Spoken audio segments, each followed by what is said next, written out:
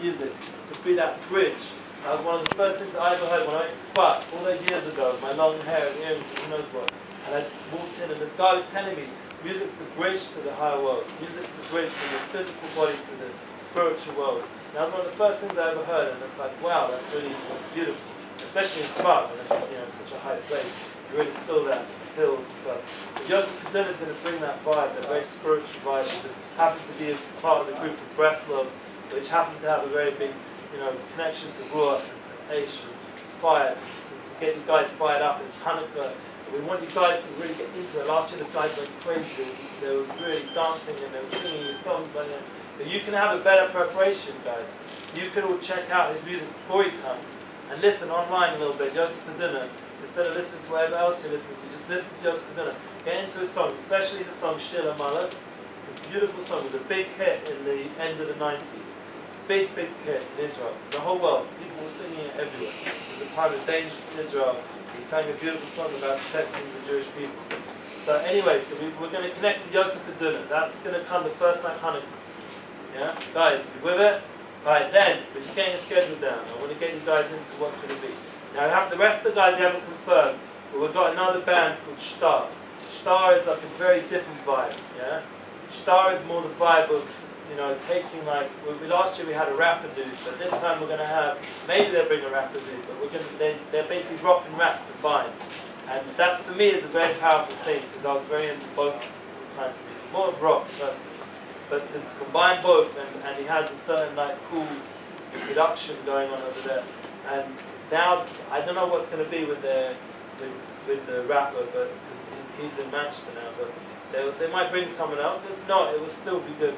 Singers got really good. Their voices are very together now, and they've really worked on their sound. And we're excited to host it, because last year the guys were blown away by it. You can ask whoever, Brian or any of the alumni. It was for me, it's a powerful thing to take that music and to sing about spiritual things. And they went on their own journeys. They could have been in the music business and made a lot of money, been very successful, and they chose and they came and they learned Torah and they came to Eretz Yisrael and they became spiritual. They gave up that success in the music business, and now they're using their koyach, their strengths. Once again, it's just like turning darkness into light. They're using what they had before they chose this path of spirituality. They're using it now in a spiritual way to inspire people, and that's a very important tool and lesson for us. Like we're all guys with a lot of energy. I can see Ashreinu guys. You guys, let's put it into the music, to the night, and sing, feel together a little bit. It's a powerful, unifying vibe. They're going to come around January time. And after them, we're going to have another band, please God, a band called Hamakor. Now these guys, I've got one guy's happy about it. He was here last year. My holy brother there. So there was a beautiful band called the Moshav Band. Yeah? You heard of Solomon. And there was another brother called Noah Solomon who had a band called Soul Farm. So these are all the younger brothers. And the whole way they came into the world... Yeah, they all came into the world through Shlomo Kalibar. He was Makab, their father, Ben Zion Solomon. He has beautiful CDs. And they're all musical, 8 brothers I think. They're all musical. We grew up in the Moshav with Shlomo Kalibar, and some of the brothers are very, very religious. We'll try to get one of those guys to come, because he's beautifully talented. He was in the Moshav band, he was a violinist. And in the Moshav band, he was a guitarist. But he taught himself violin, and he left the band. It's a beautiful story what happened to him. Meir Solomon, Meir Mizmor his name is. He had a beautiful story where basically he could have been signed up, like when the Moshav band was signed up a bunch of years back. And he had a whole story why he left the band, and he went on a beautiful journey. And that's another example of what we're talking about. Like he turned his darkness into light that he was going through in the music world, and he tried to convert his music to a more spiritual, elevated music with the violin. And his brother is going to hopefully head the band, Nachman Solomon. He's the head of Hamakor, and he does a weekly night in Mike's place. I'm not recommending it. Yeah? He might recommend it, but I'm sure Rabbi Goran's not recommending it. Yeah? I don't know. So that's his vibe. But whatever, like, you know, we can never, like Shlomo Kalibach could say, you can never know, you can never know. You can never judge anyone about what they're doing and why they're doing it. But bottom line, he's bringing a lot of light to wherever he goes. He's got that light from that special family that's connected to Shlomo Kalibach. It's a very positive light, and especially musically. It makes you feel very lifted, and they'll do a few Israeli songs, give you that vibe of it being in Eretz Yisrael. And they're really hardcore musicians. One of the brothers is also Surely. It's another song that plays the mandolin. It's beautiful. And we actually brought him here twice last night. This year, I don't know, I think it'll just be once. But we'll see. And then that's basically February time. Now March time, around getting close to Purim, we're going to bring a whole band, but really it's all about one guy. Laser Lloyd. I don't know, you guys should check him out. He's just like this blues singer, and he's out this world. Guys, he's like, you just check him out. I don't have to say, just go listen to him, Laser Lloyd. His talent. And he performed last year 2 times. He did a blues acoustic act, which was amazing. My father was here that night. My father, you know, is a hard guy to please. You know, he usually falls asleep at the biggest events in the world, or he's doing the business. He doesn't care about music. But this guy, like, blew him away. And then he did a show for the guys, which is what we're going to do hopefully this year. It's Purim Day. Yeah? So the best day of the year for me personally. Purim Day. And we're going to dance, you know, with hopefully, you know, not too much alcohol, but probably enough to make us, you know, play with it, guys. We're going to dance around, is that right? Yeah? Guys, Purim is a good time. It's my favorite time of the year. I personally was told by a holy Rebbe, Rav Simai Zilberberg, he told me that I'm a Purim Yid, Purim Neshama. I was born in Purim. So I'm going to come, hopefully, please God, as well. This will be my birthday, sharing my birthday with you guys. So, bottom line, you know, it's gonna be a big like party for the end of the winter's month with Laser Lloyd. There might be a guy in between. Let's see, like we said, Ari Lesser might be around. There's Shlomi Katz. Shlomi Katz is showing some interest. Come do something here. You know, there might be a little bit of this. Money. Yeah, but that's where we guys need to pray a little bit more. You know, that we should have enough money. We should get other yeshivas to come. Huh? We should get other yeshivas to come and go pitch in. I'll get them to pay. That's always a plan, yeah. Now we're getting into business already, so we're back to the goals of emotions. Anyway, we'll see. But the bottom line is, the main point, and this is what I'm speaking here tonight, I have time, that you guys told me you want to work out. So I haven't got to yet any of the spiritual side, I've just been telling you practically what's doing. A little bit of spiritual. But the main thing is that's all before Pesach. After that, it's already Sfiras Omer. And then we have, if Mashiach can come, then we'll try and think about who before the end of the year is, you guys. Last year, actually, Truth and Yudin summed up the year with a good show, Rabbi Gotch. Yeah? Is that right? Was there some sort of get together? I heard about it. Oh. Okay. Some sort of unplugged event. The Rosh Hashiva. That's a real. Huh? I wasn't there. But anyway, I heard it was very good. That's what I heard.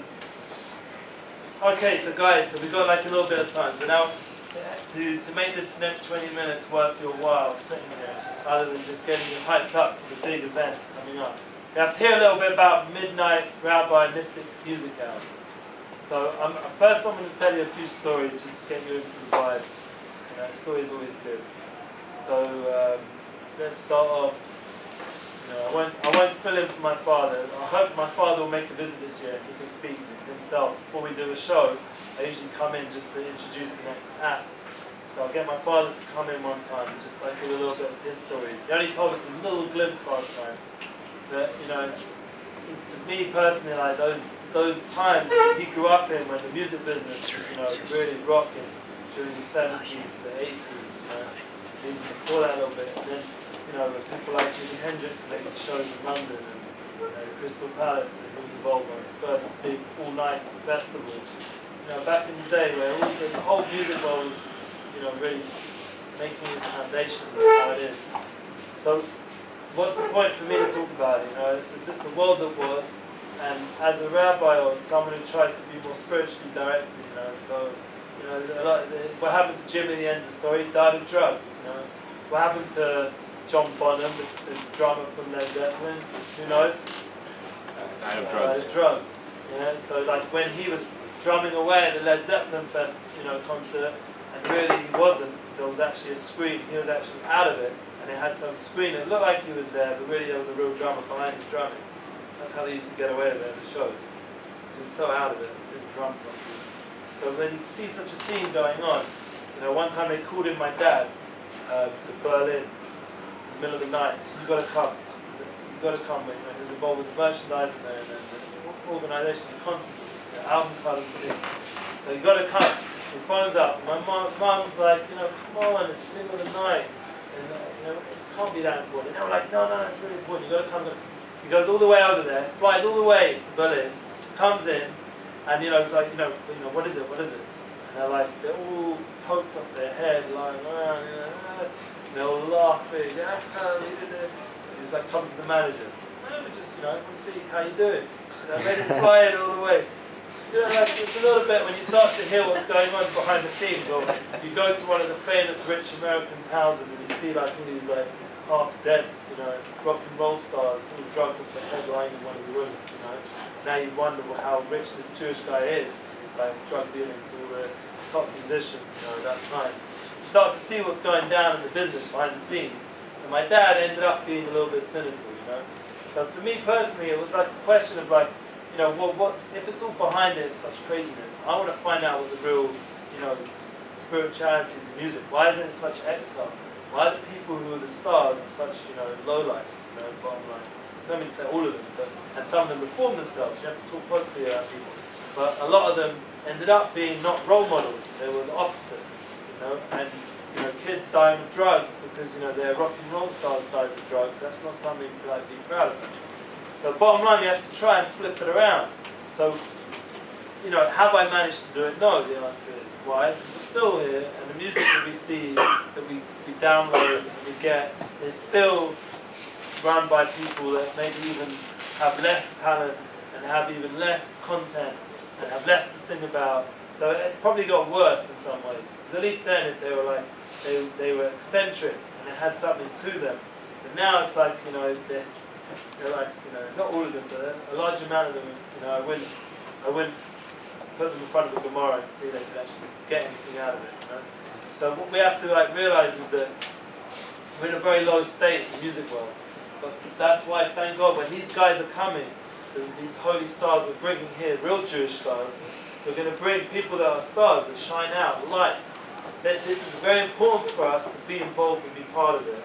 Because one, we're putting the effort to bring them here. But that's not the point. The point is that you're going to get something out of it. That's what we're doing it for. You're going to get an inspirational night, and you're going to get an opportunity to buy their albums, you're going to get an opportunity to connect to their music, and it's giving strength to something which is going the right direction. Their music, they do it for Hashem, they're doing it for God. And that's a whole different vibe. If you look at what it says in the Smarim, in our holy books, about what it says, say, in Hasidas, or holy books from our, like we were talking about different revelations that came down in history, and I spoke about this last time. And this idea, this flow of spirituality, and it talks about music. If you do music for the wrong reasons, it's a very destructive force. It says in the spiritual world. If you do music for the right reason, it's a very powerful force, and it can pick up a lot of people to a very high, positive place. So that's why, obviously, like we see the world in such a state, because it's not generally in that direction. But in Ashreinu, we're going to make it in that direction. We're going to bring those guys who are in that direction, and we're all ourselves came to Eretz Yisrael to go up a little bit. So we're all going to go up a little bit together. We're all going to go up. And that's what all Hashem wants in our generation. He doesn't want us to change the whole world, make a revolution. It would be great. I'm still dreaming about it. But bottom line, if amongst ourselves, amongst our own inner world, our own Jewish souls, we can connect to some spiritual Jewish music. That's what we're going to try and do, guys. It's going to be the mystic hour. And I see the spirituality, the soul within the music. And that's something which we haven't seen out there. And you have to think about it. You can't just, it's not just easy money, easy go. It's something you have to think about a little bit, prepare yourself, think about the music. It's Hanukkah, it's Purim, these are special times. The rabbis gave us these times to take away from the darkness of the winter and bring us some light in such times. They specifically, these are the holidays that we learned today, are the rabbis, the rabbinic holidays. They're not the Torah holidays. which just naturally have a tremendous light, like Pesach and Sukkot and Rosh Hashanah. Everyone knows about it. But Hanukkah Purim is going into the world and making it spiritual. You see a menorah everywhere. You see Hanukkah is bringing down the light to the lowest places. You see Purim is about picking up the food and drink and having a good party, but it's really spiritual. You see the politics of the world is really spiritual. You start to see everything has spirituality to it. So those holidays are perfect times to bring such big lights to our program and to get into it. Allow yourself to have your hearts open a little bit. It's a very important thing to know that Hashem wants your heart more than anything. And that's a very big thing that music does. It has ability to seek Saleh. I spent a lot of time hanging around very holy Jews, personally. Even though, if you know my stories a little bit, I grew up in the parties and the crazy stuff I experienced before I became religious. And then when I got more spiritual and went into the journey, I really looked for those souls who were very in touch with music and very in touch with connecting the music to prayer and music to Shabbat and to all the different times and times of the year. It should be spiritual. Where I pray right now, they're beautiful singers, and it's really like a powerful experience to connect to music in a spiritual group where they know how to sing and they have a beautiful history of all the nigunim from different righteous people. With Yosef Adoni, you're going to see when he comes Hanukkah, he's going to sing a lot of songs that come from very holy sources, from holy rabbis, but he has a way of presenting it. It doesn't matter how cool a guy is, he can get into it. So that's a powerful tool that he has. And once again, I feel like he's the top of the whole business. If you want my opinion, who's the top of the billboards, charts, I'd stick Yosef Adoni. In terms of talent, quality, person, role model, he's the top of the bunch. So, and we can't even call him when he's there. It's not even a bunch anymore. It's a whole different picture. So we have to realize we're getting someone, because once again you never know who's really the one lighting up the world. You don't see it down here. You think the Tomorrowland, Tomorrowland. You think that's the most powerful event in the world right now. And you think that this festival, when Reading Festival, Alex Clare just did a show there.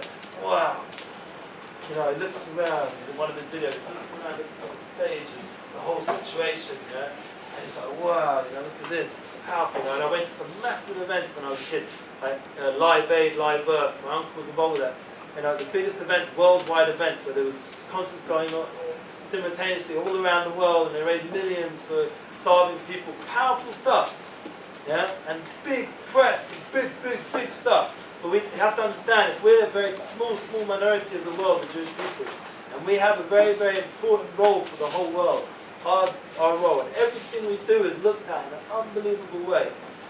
It affects all the worlds, this world, all the higher worlds, all our ancestors, everything that was and everything that will be. We have that power, just each one of us here. And by connecting as a group and have music, it says all it needs is one shul, one basic Knesset, one group of Jews serving Hashem in the right way, and Mashiach can come in that merit. Just one group, it says that. In the Drasha, the Zohar, such a thing. Just one group of guys singing and getting into it, serving Hashem, right? With a full heart, and that's enough to bring Mashiach. It doesn't have to be the whole Jewish people and such a big story to bring Mashiach.